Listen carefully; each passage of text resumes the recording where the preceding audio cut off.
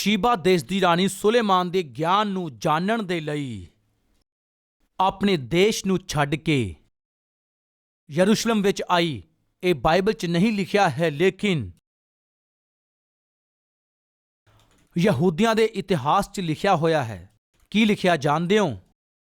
ਸ਼ੀਬਾ ਦੇਸ਼ ਦੀ ਰਾਣੀ ਸੁਲੇਮਾਨ ਦੇ ਰਾਜ ਭਵਨ ਦੇ ਲਈ ਉਸਨੇ 2 ਫਲਾਵਰ ਵਾਸ ਲੈ ਕੇ ਆਈ। ਇਸ ਤਰ੍ਹਾਂ ਦੇ 2 ਸੁੰਦਰ ਫਲਾਵਰ ਵਾਸ ਨੂੰ ਲੈ ਕੇ ਆਈ,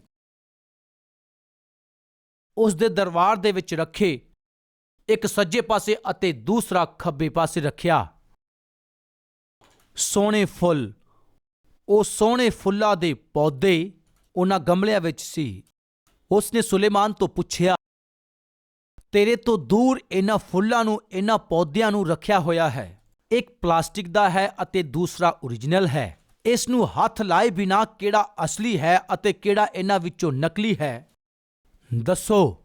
ਇਸ ਗੱਲ ਨੂੰ ਦੂਰ ਹੀ ਤੋਂ ਪਹਿਚਾਨ ਕੇ ਤੁਹਾਨੂੰ ਦੱਸਣਾ ਪਵੇਗਾ। ਇਸ ਤਰ੍ਹਾਂ ਪ੍ਰੀਖਿਆ ਕੀਤੀ। ਤਦ ਸੁਲੇਮਾਨ ਨੇ ਕਿਹਾ, ਇਹਦੇ ਵਿੱਚ ਕਿਹੜਾ ਕੋਈ ਵੱਡੀ ਗੱਲ ਆ। ਉਸ ਨੇ ਆਪਣੇ ਬਗੀਚੇ ਦੇ ਵਿੱਚ ਰੱਖੀਆਂ ਹੋਈਆਂ ਕੁਝ ਤਿਤਲੀਆਂ ਨੂੰ ਉਸ ਨੇ ਲੈ ਕੇ ਆਉਣ ਦੇ ਲਈ ਕਿਹਾ ਅਤੇ ਇਸ ਲਈ ਉਸੇ ਵਕਤ ਉਸ ਕਮਰੇ ਵਿੱਚ ਛੱਡਣ ਦੇ ਲਈ ਕਿਹਾ। ਉਹ ਤਿਤਲੀਆਂ ਉੱਡਦੇ ਉੱਡਦੇ ਉੱਡਦੇ ਉੱਡਦੇ ਉੱਡਦੇ ਕਿਹਦੇ ਤੇ ਆ ਕੇ ਬੈਠੀਆਂ, ਦੱਸੋ। ਜਿਹੜੇ ਫੁੱਲ ਅਸਲੀ ਸੀ ਅਤੇ ਜਿਨ੍ਹਾਂ ਵਿੱਚੋਂ ਖੁਸ਼ਬੂ ਆ ਰਹੀ ਸੀ, ਉਹਨਾਂ ਫੁੱਲਾਂ ਦੇ ਉੱਪਰ ਆ ਕੇ ਬੈਠ ਗਈਆਂ। ਉਹ ਪਲਾਸਟਿਕ ਦੇ ਫੁੱਲਾਂ ਤੇ ਨਹੀਂ ਬੈਠੀਆਂ।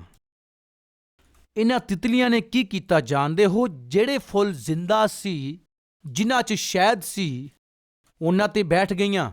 ਸੁਲੇਮਾਨ ਨੇ ਕੋਲ ਆ ਕੇ ਹੱਥ ਨਹੀਂ ਲਾਇਆ, ਕੋਲੇ ਆ ਕੇ ਧਿਆਨ ਨਹੀਂ ਦਿੱਤਾ, ਦੂਰ ਹੀ ਬੈਠਾ ਸੀ।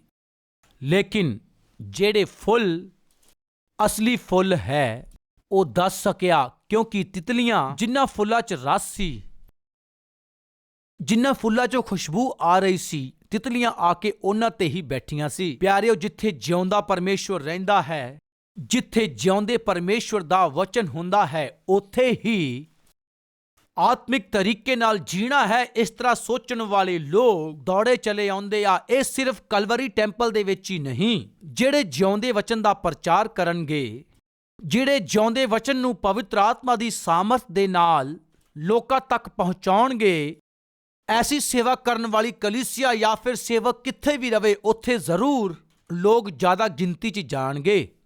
ਅੱਜ ਕਲਵਰੀ ਟੈਂਪਲ ਮਸੀਹ ਦਾ ਪ੍ਰਚਾਰ ਕਰਨ ਵਾਲੀ ਕਲੀਸਿਆ ਹੈ, ਮਸੀਹ ਨੂੰ ਵਿਖਾਉਣ ਵਾਲੀ ਕਲੀਸਿਆ ਹੈ। ਇਸ ਲਈ ਅੱਜ ਇੰਨਾ ਜ਼ਿਆਦਾ ਇਸ ਕਲੀਸਿਆ ਨੂੰ ਕਿੰਨੇ ਆਸ਼ੀਸ਼ ਦਿੱਤੀ ਜਾਣਦੇ ਹੋ? ਕਿਸ ਨੇ ਇਸ ਕਲੀਸਿਆ ਨੂੰ ਬਰਕਤ ਦਿੱਤੀ? ਕਿਸ ਨੇ ਇਸ ਕਲੀਸਿਆ ਨੂੰ ਉન્નਤੀ ਦਿੱਤੀ? ਕਿਸ ਨੇ ਇਸ ਕਲੀਸਿਆ ਨੂੰ ਵਧਾਇਆ ਹੈ? ਅਗਰ ਇਹ ਸਵਾਲ ਅਸੀਂ ਕਰਾਂਗੇ ਤਾਂ ਇਹ ਸਤੀਸ਼ ਕੁਮਾਰ ਨੇ ਨਹੀਂ ਕੀਤਾ, ਇਹ ਉਹਦੀ ਅਕਲ ਸਮਝ ਨੇ ਨਹੀਂ ਕੀਤਾ, ਬਿਲਕੁਲ ਵੀ ਨਹੀਂ। ਮੇਰੇ ਭੈਣੋ ਅਤੇ ਭਰਾਵੋ, ਅੱਜ ਅਗਰ ਸਾਡੇ ਕਲਵਰੀ ਟੈਂਪਲ ਨੂੰ ਪਰਮੇਸ਼ਵਰ ਨੇ ਇੰਨੀ ਆਸ਼ੀਸ਼ ਦਿੱਤੀ ਹੈ ਤਾਂ ਇਹ ਪ੍ਰਭੂ ਦਾ ਅਨੁਗ੍ਰਹਿ ਹੈ, ਉਹਦੀ ਦਇਆ ਹੈ। ਇਸ ਗੱਲ ਨੂੰ ਤੁਸੀਂ ਯਾਦ ਰੱਖੋ। ਪ੍ਰਭੂ ਦੇ ਨਾਮ ਦੇ ਵਿੱਚ ਬੇਨਤੀ ਕਰਦਾ ਹਾਂ। ਉਸ ਦਿਨ ਯਿਸੂ ਮਸੀਹ ਜਿੰਨੇ ਲੋਕ ਆਏ ਸੀ, ਉਹਨਾਂ ਲੋਕਾਂ ਨੂੰ ਭੋਜਨ ਦੇਣ ਦੇ ਲਈ ਕਿਹਾ। ਸਾਰਿਆਂ ਨੂੰ ਲਾਈਨਾਂ 'ਚ ਬਿਠਾ ਦਿੱਤਾ। ਉਹਨਾਂ ਕੋਲ ਕੀ ਸੀ? 5 ਰੋਟੀਆਂ, 2 ਮੱਛੀਆਂ। ਉਹਨਾਂ ਦੀ ਲੋੜ ਵੱਡੀ ਸੀ, ਹਜ਼ਾਰਾਂ ਲੋਕਾਂ ਨੂੰ ਭੋਜਨ ਕਰਾਉਣਾ ਸੀ। ਉਹਨਾਂ ਕੋਲ ਕੀ ਸੀ? 5 ਰੋਟੀਆਂ, 2 ਮੱਛੀਆਂ। ਉਹਨਾਂ ਦੀ ਜ਼ਰੂਰਤ ਬਹੁਤ ਵੱਡੀ ਸੀ, ਪਰ ਉਹਨਾਂ ਦੇ ਹੱਥ ਦੇ ਵਿੱਚ ਬਹੁਤ ਘੱਟ ਸੀ। ਜੋ ਉਹਨਾਂ ਦੇ ਹੱਥ ਵਿੱਚ ਸੀ, ਉਹਨਾਂ ਦੀ ਲੋੜ ਨੂੰ ਕਿਸੇ ਵੀ ਹਾਲ 'ਚ ਪੂਰਾ ਨਹੀਂ ਕਰ ਸਕਦਾ ਸੀ। ਕੋਈ ਹੈ ਸਾਡੇ ਵਿਚਕਾਰ? ਮੇਰੇ ਸਾਹਮਣੇ ਬਹੁਤ ਵੱਡੀ ਸਮੱਸਿਆ ਹੈ, ਮੇਰੇ ਸਾਹਮਣੇ ਬਹੁਤ ਵੱਡਾ ਖਰਚਾ ਹੈ, ਬਹੁਤ ਲੋੜ ਹੈ, ਬਹੁਤ ਹੀ ਜ਼ਿਆਦਾ ਲੋੜ ਹੈ, ਪਰ ਮੇਰੇ ਬੈਂਕ ਦੇ ਵਿੱਚ, ਮੇਰੇ ਪਰਸ ਦੇ ਵਿੱਚ ਅਤੇ ਮੇਰੇ ਹੱਥ ਵਿੱਚ ਬਹੁਤ ਘੱਟ ਹੈ। ਮੇਰੀ ਸਮੱਸਿਆ ਤਾਂ ਬਹੁਤ ਵੱਡੀ ਹੈ, ਪਰ ਉਹਦਾ ਹੱਲ ਬਹੁਤ ਛੋਟਾ ਹੈ। ਕਿਵੇਂ ਸਾਹਮਣਾ ਕਰਾਂ, ਮੈਨੂੰ ਸਮਝ ਨਹੀਂ ਆ ਰਿਹਾ। ਪਰਮੇਸ਼ਵਰ, ਜੋ ਮੈਂ ਚਾਹੁੰਦਾ ਹਾਂ, ਜੋ ਮੇਰੀ ਇੱਛਾ ਹੈ, ਜੇ ਦਵੇ ਤਾਂ ਮੇਰਾ ਭਲਾ ਹੋਵੇਗਾ। 10 ਲੱਖ ਮੈਨੂੰ ਚਾਹੀਦਾ ਸੀ, ਪਰਮੇਸ਼ਵਰ ਨੇ 10 ਲੱਖ ਦੇਣਾ ਸੀ ਅਤੇ 10,000 ਦਿੱਤਾ। ਇਹਦਾ ਮੈਂ ਕੀ ਕਰਾਂ?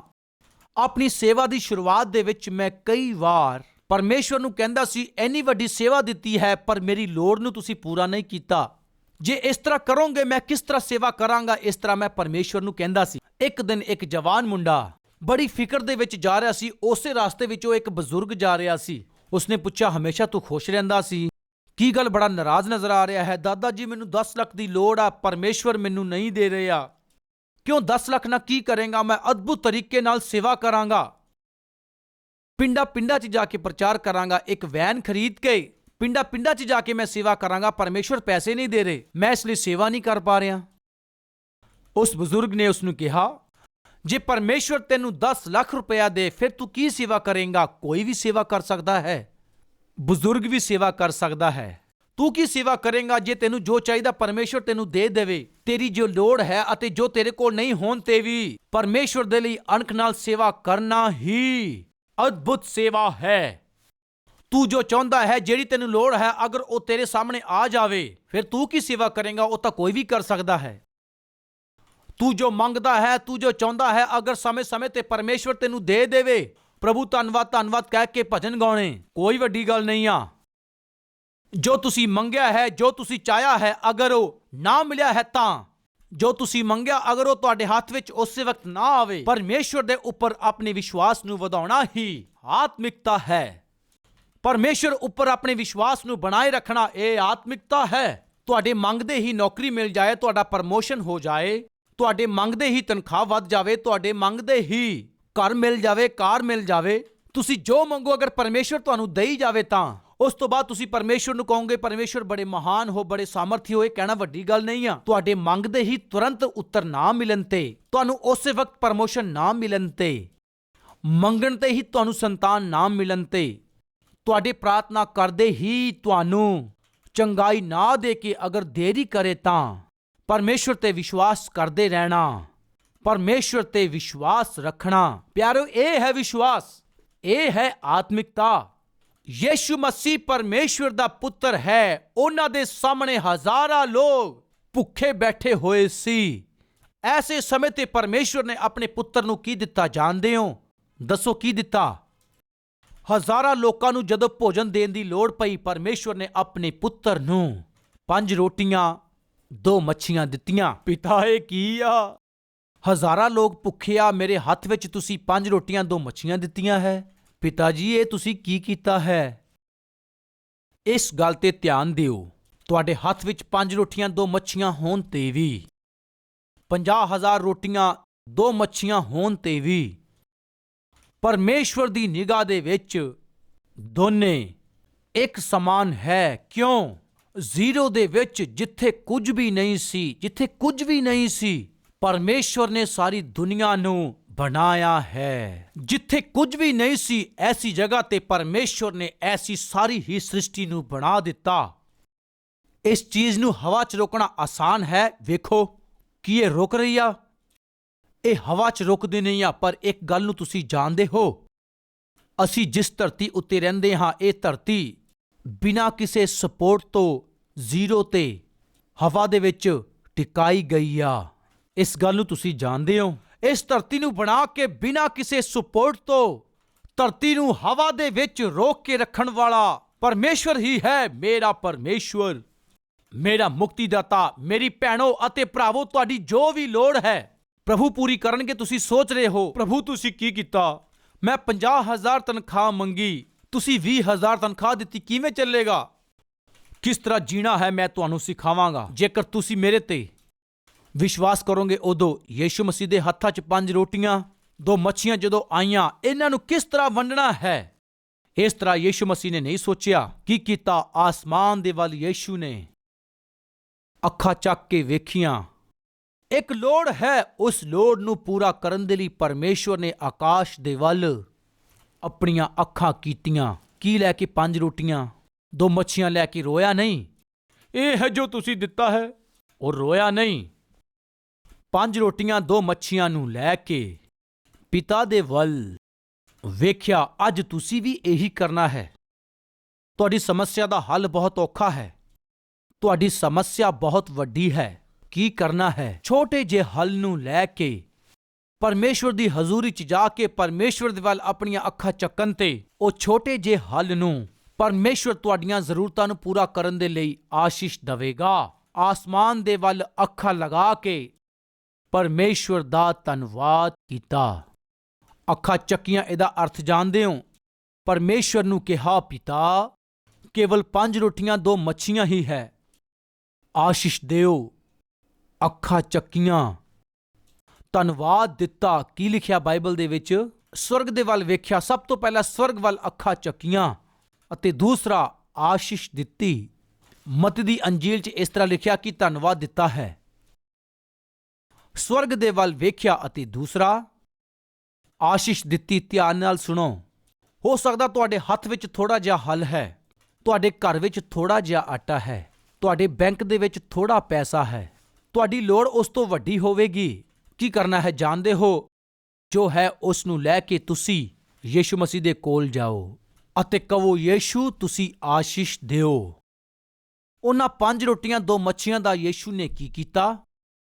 ਆਸ਼ੀਸ਼ ਦਿੱਤੀ। ਯੀਸ਼ੂ ਮਸੀਹ ਦੇ ਬਰਕਤ ਦੇਣ ਤੋਂ ਬਾਅਦ ਉਹ 5 ਰੋਟੀਆਂ 2 ਮੱਛੀਆਂ ਦਾ ਕੀ ਹੋਇਆ ਤੁਸੀਂ ਜਾਣਦੇ ਹੋ? ਉਹ ਹਜ਼ਾਰਾਂ ਲੋਕਾਂ ਦੇ ਲਈ ਇੱਕ ਭੋਜਨ ਦੇ ਰੂਪ 'ਚ ਬਦਲ ਗਈਆਂ। ਕਲਵਰੀ ਟੈਂਪਲ 25 ਲੋਕਾਂ ਤੋਂ ਸ਼ੁਰੂ ਕੀਤਾ ਗਿਆ ਸੀ ਸਮਾਲ ਚਰਚ। ਅੱਜ ਇੰਨਾ ਵੱਡਾ ਭਵਨ ਬਣੇਗਾ, ਇੰਨੀ ਉੱਤਮ ਸੇਵਕਾਈ ਹੋਵੇਗੀ, ਮੈਂ ਸੋਚ ਨਹੀਂ ਸਕਦਾ ਸੀ। ਮੈਂ ਸੁਪਨੇ ਦੇ ਵਿੱਚ ਵੀ ਨਹੀਂ ਸੋਚਿਆ। ਉਹੀ 25 ਲੋਕ, ਛੋਟੀ ਜਿਹੀ ਕਲੀਸਿਆ, ਪਰਮੇਸ਼ਵਰ ਦੀ ਛੋਟੀ ਕਲੀਸਿਆ ਲਿਆ ਕੇ ਮੈਂ ਪਰਮੇਸ਼ਵਰ ਦੇ ਕੋਲ ਰੱਖੀਆਂ। ਉਸ ਛੋਟੀ ਕਲੀਸਿਆ ਦੇ ਲਈ ਮੈਂ ਮਿਹਨਤ ਕੀਤੀ, ਪ੍ਰਾਰਥਨਾ ਕੀਤੀ, ਉਪਵਾਸ ਵੀ ਰੱਖੇ।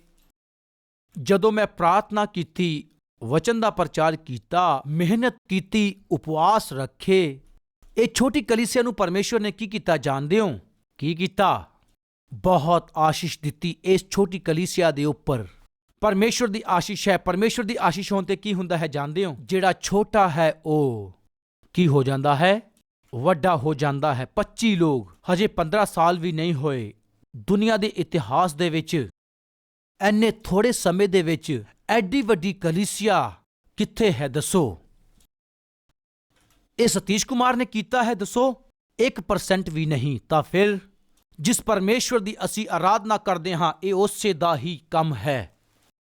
ਇੱਕ ਛੋਟੀ ਕਲੀਸਿਆ ਨੂੰ ਪਰਮੇਸ਼ਵਰ ਨੇ ਆਸ਼ੀਸ਼ ਦਿੱਤੀ ਹੈ। ਅਸੀਂ ਆਪਣੀਆਂ ਅੱਖਾਂ ਨਾਲ ਵੇਖਿਆ ਹੈ ਇਸ ਕਲੀਸਿਆ ਨੇ ਕਿਸ ਤਰ੍ਹਾਂ ਉੱਨਤੀ ਕੀਤੀ। ਭੈਣੋ ਅਤੇ ਭਰਾਓ, ਆਪਣੀ ਛੋਟੀ ਜਿਹੀ ਨੌਕਰੀ ਨੂੰ, ਆਪਣੀ ਥੋੜੀ ਜਿਹੀ ਤਨਖਾਹ ਨੂੰ, ਆਪਣੇ ਛੋਟੇ ਪਰਿਵਾਰ ਨੂੰ, ਆਪਣੇ ਛੋਟੇ ਘਰ ਨੂੰ, ਆਪਣੇ ਛੋਟੇ ਸਾਧਨ ਨੂੰ, ਆਪਣੀ ਥੋੜੀ ਜਿਹੀ ਤਨਖਾਹ ਨੂੰ ਹੀ ਲਿਜਾ ਕੇ ਯੀਸ਼ੂ ਦੇ ਹੱਥਾਂ 'ਚ ਦਿਓ। ਯੀਸ਼ੂ ਕੀ ਕਰੇਗਾ ਜਾਣਦੇ ਹੋ?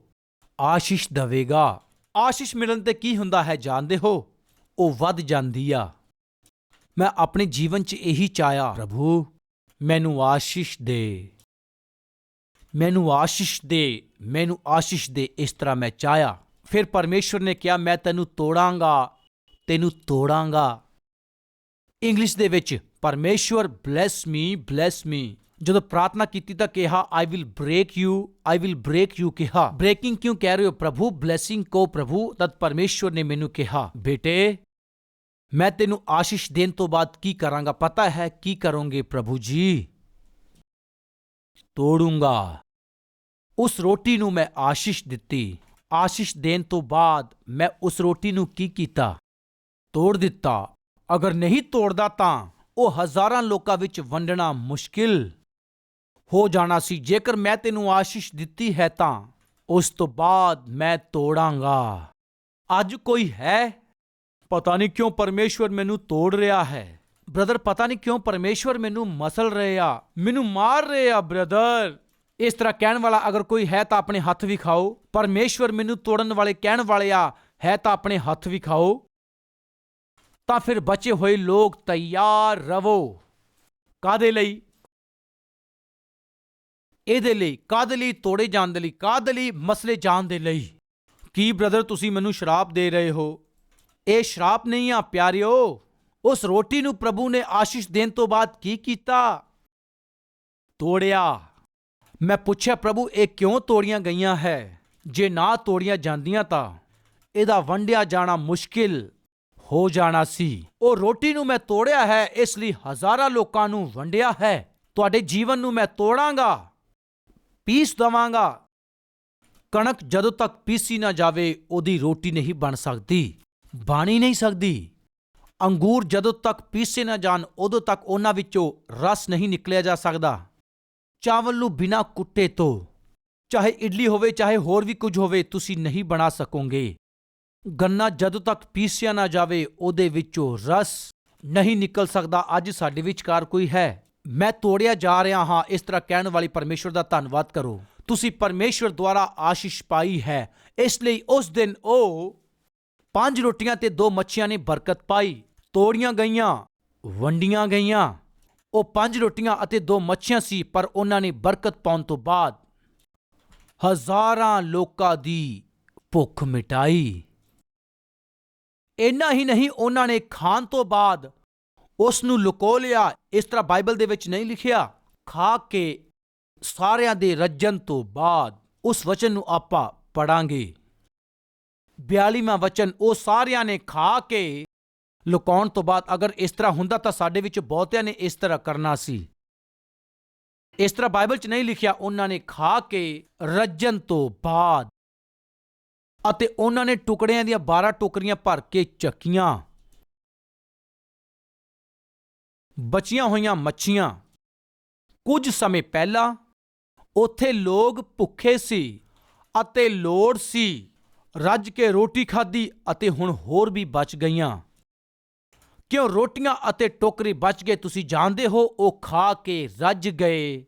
ਇਸੇ ਲਈ ਕਈ ਵਾਰ ਬਹੁਤ ਸਾਰੇ ਪਰਿਵਾਰ ਇਸ ਤਰ੍ਹਾਂ ਕਹਿੰਦੇ ਆ, ਨਹੀਂ ਹੈ, ਨਹੀਂ ਹੈ, ਨਹੀਂ ਹੈ, ਨਹੀਂ ਹੈ, ਸਾਨੂੰ ਮਿਲ ਨਹੀਂ ਰਿਹਾ, ਸਾਨੂੰ ਮਿਲ ਨਹੀਂ ਰਿਹਾ। ਇਸ ਤਰ੍ਹਾਂ ਉਹ ਰੋਂਦੇ ਆ, ਨਹੀਂ ਹੈ, ਨਹੀਂ ਹੈ, ਨਹੀਂ ਹੈ, ਉਹ ਰੋਂਦੇ ਆ। ਕਿਰਪਾ ਕਰਕੇ ਧਿਆਨ ਦਿਓ, ਅਗਰ ਤੁਸੀਂ ਨਹੀਂ ਹੈ, ਨਹੀਂ ਹੈ ਕਹਿ ਰਹੇ ਹੋ, ਇਹਦਾ ਮਤਲਬ ਤੁਸੀਂ ਰੱਜੇ ਨਹੀਂ।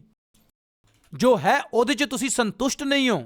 ਜੋ ਖਾ ਰਹੇ ਹੋ ਉਹਦੇ 'ਚ ਸੰਤੁਸ਼ਟ ਨਹੀਂ ਹੋ। ਜੋ ਪਾ ਰਹੇ ਹੋ ਉਹਦੇ 'ਚ ਸੰਤੁਸ਼ਟ ਨਹੀਂ ਹੋ। ਤੁਸੀਂ ਘਰੋਂ ਸੰਤੁਸ਼ਟ ਨਹੀਂ ਹੋ, ਨੌਕਰੀ ਤੋਂ ਸੰਤੁਸ਼ਟ ਨਹੀਂ ਹੋ। ਤੁਹਾਡੇ ਜੀਵਨ 'ਚ ਕੋਈ ਵੀ ਰੱਜ ਨਹੀਂ ਆ। ਰੱਜ ਨਾ ਹੋਣ ਤੇ ਚਾਹੇ ਕੁਝ ਵੀ ਹੋਵੇ, ਤੁਸੀਂ ਰੋਂਦੇ ਹੀ ਰਹੋਗੇ। ਇਸ ਲਈ ਮੈਂ ਇੱਕ ਗੀਤ ਲਿਖਿਆ ਹੈ, ਉਹ ਸਾਡੀ ਨਵੀਂ ਐਲਬਮ ਦੇ ਵਿੱਚ ਹੈ। ਸੰਤੁਸ਼ਟੀ ਤੋਂ ਬਿਨਾਂ ਜੀਵਨ ਸ਼ਰਾਬ ਦੀ ਤਰ੍ਹਾਂ ਬਣ ਜਾਂਦਾ ਹੈ। ਸੰਤੁਸ਼ਟੀ ਨਾਲ ਭਰਿਆ ਹੋਇਆ ਜੀਵਨ ਆਸ਼ੀਸ਼ ਵਾਲਾ ਹੁੰਦਾ ਹੈ। ਜੇ ਅੱਜ ਸਾਡੇ ਵਿੱਚੋਂ ਕੋਈ ਅਸੰਤੁਸ਼ਟ ਜੀਵਨ ਜੀ ਰਿਹਾ ਹੈ ਤਾਂ ਉਹ ਸ਼ਰਾਪਿਤ ਜੀਵਨ ਜੀ ਰਿਹਾ ਹੈ। ਤੁਹਾਡੇ ਕੋਲ ਚਾਹੇ ਸਭ ਕੁਝ ਹੈ, ਤੁਸੀਂ ਸੰਤੁਸ਼ਟ ਨਹੀਂ ਹੋਵੋਗੇ, ਰੱਜੋਗੇ ਨਹੀਂ, ਤ੍ਰਿਪਤ ਨਹੀਂ ਹੋਣਗੇ। ਚਾਹੇ ਕੁਝ ਵੀ ਹੋਵੇ, ਤੁਹਾਨੂੰ ਰੱਜ ਨਹੀਂ ਆਏਗਾ। ਇਸ ਲਈ ਸੁਣੋ, ਅਗਰ ਜੋ ਤੁਹਾਡੇ ਕੋਲ ਹੈ ਉਹਦੇ ਵਿੱਚ ਅਗਰ ਤੁਸੀਂ ਸੰਤੁਸ਼ਟ ਨਹੀਂ ਹੋ ਤਾਂ ਜੋ ਤੁਸੀਂ ਚਾਹੁੰਦੇ ਹੋ ਉਹਦੇ 'ਚ ਆਨੰਦ ਨਹੀਂ ਮਿਲੇਗਾ।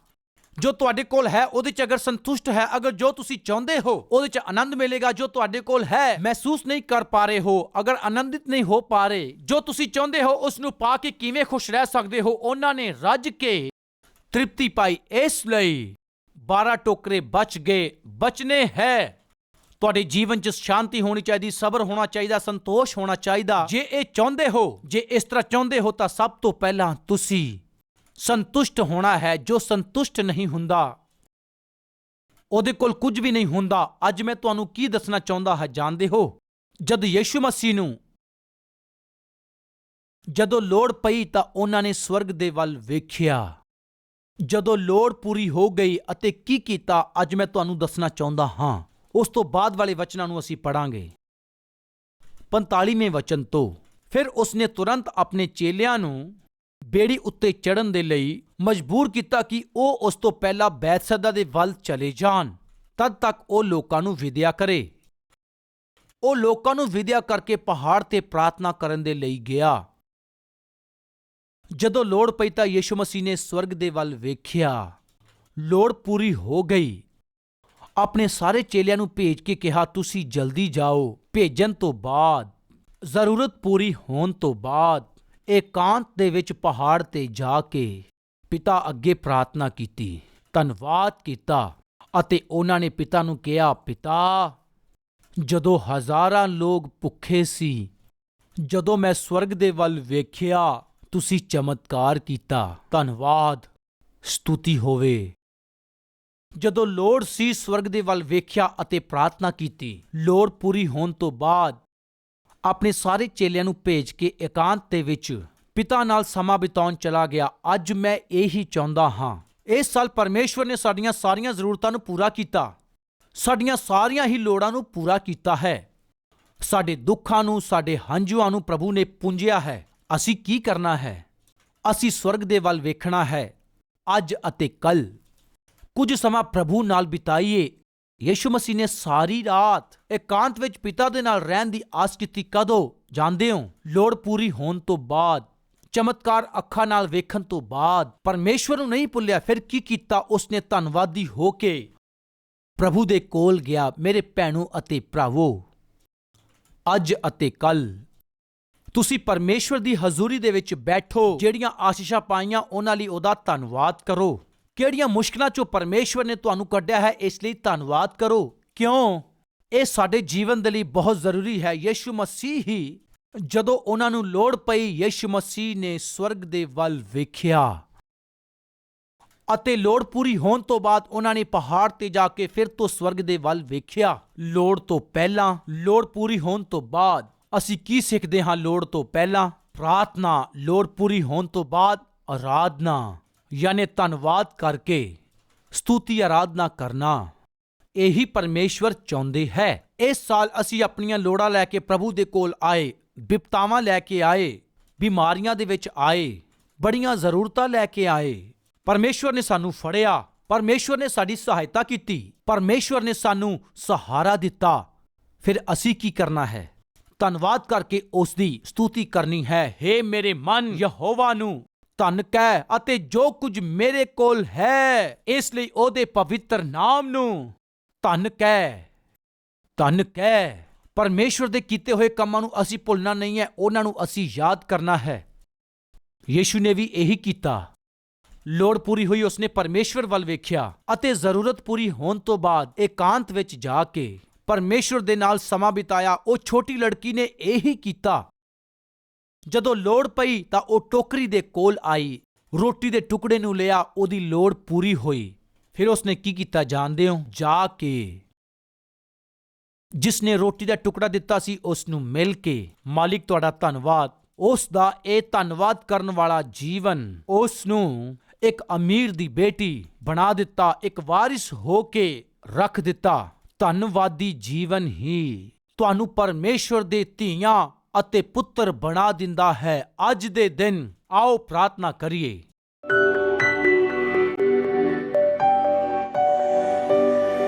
ਪਵਿੱਤਰ ਪਰਮੇਸ਼ਵਰ ਪਿਤਾ, ਬਹੁਤ ਹੀ ਭਲਾਈਆਂ ਤੁਸੀਂ ਕੀਤੀਆਂ ਹੈ, ਬਹੁਤਾਇਤ ਦਾ ਅਨੁਗ੍ਰਹਿ ਤੁਸੀਂ ਸਾਡੇ ਜੀਵਨ ਤੇ ਕੀਤਾ ਹੈ।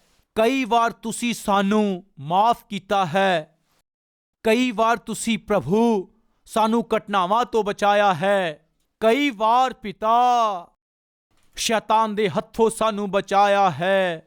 ਅਸੀਂ ਇਸ ਬਦਲੇ ਕੀ ਦੇ ਸਕਦੇ ਹਾਂ ਪਿਤਾ? ਪੂਰੇ ਮਨ ਤੋਂ ਪਿਤਾ ਅਸੀਂ ਤੁਹਾਡਾ ਧੰਨਵਾਦ ਕਰ ਸਕੀਏ, ਤੁਹਾਡੀ ਮਹਿਮਾ ਕਰ ਸਕੀਏ। ਸਾਡੀ ਮਦਦ ਕਰੋ।